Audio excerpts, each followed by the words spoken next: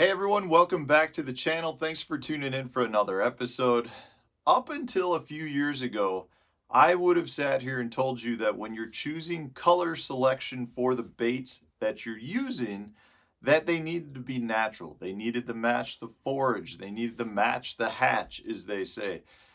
And I got to tell you, a few years ago, I was out fishing with my dad, and my dad loves to take old used up plastics, cut the parts of the plastics off that are still good, glue them back together, and create some crazy concoctions of baits and colors. And it's pretty wild to the point where, I kind of like to make fun of him for it.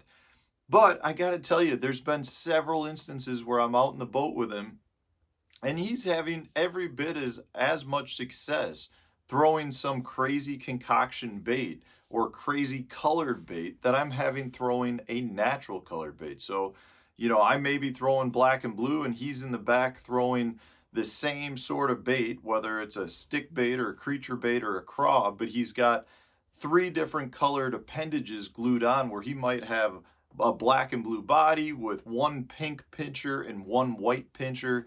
And it's just something you'd never see in the store, but they are so unique.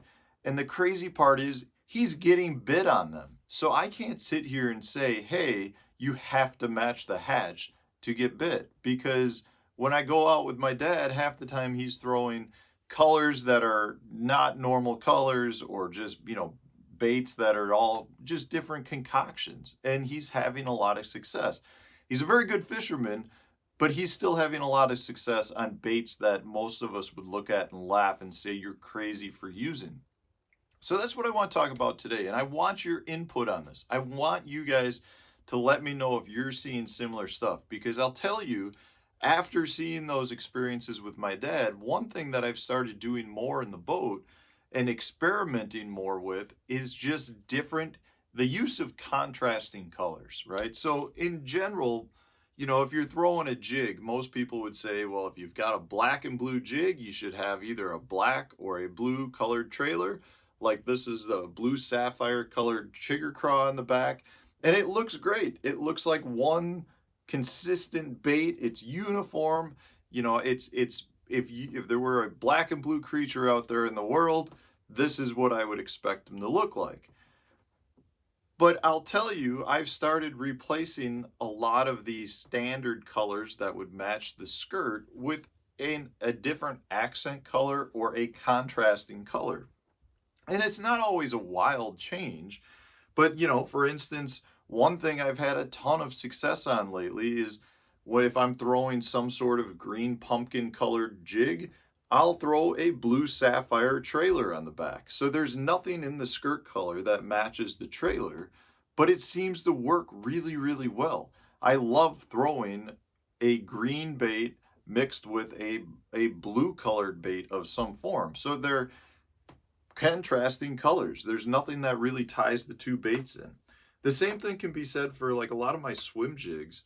I've been going to mixing up a lot of what I would consider normal bluegill colors with baitfish colors. So, in this case, this dirty jig swim jig is a bluegill colored swim jig, but I've got a just a pearl colored power swimmer on the back. So it's not a natural looking bait, but it works really well. And I don't have an answer for it. What I kind of feel like is happening in a lot of these instances is you're almost drawing in a lot of various things. So like if I'm looking at this swim jig, for instance, if the fish gets a great look at it, they're going to see the green bluegill color mixed in with the pearl color swim bait.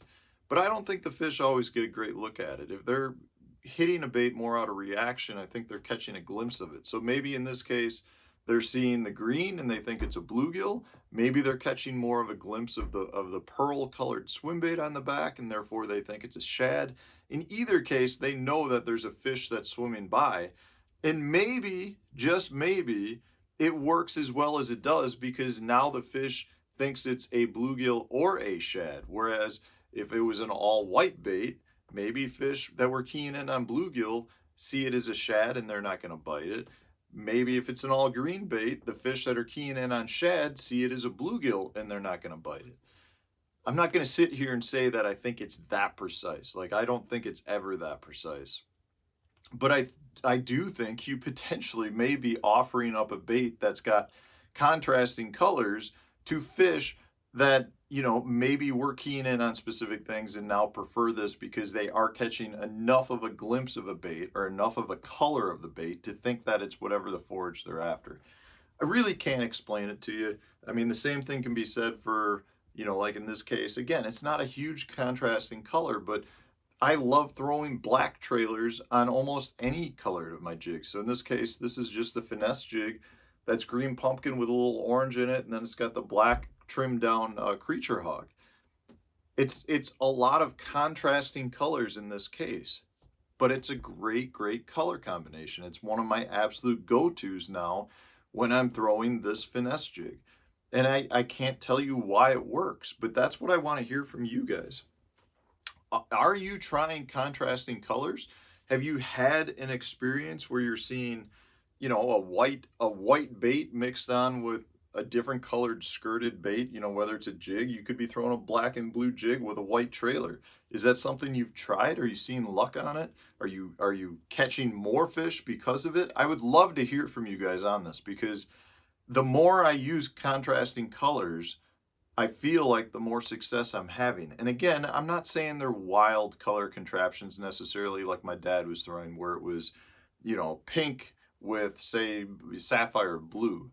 But I do think that that could potentially work in some instances. So I'd be curious to hear from you guys if this is something you're doing. I can tell you I've talked to other pros who say the same thing.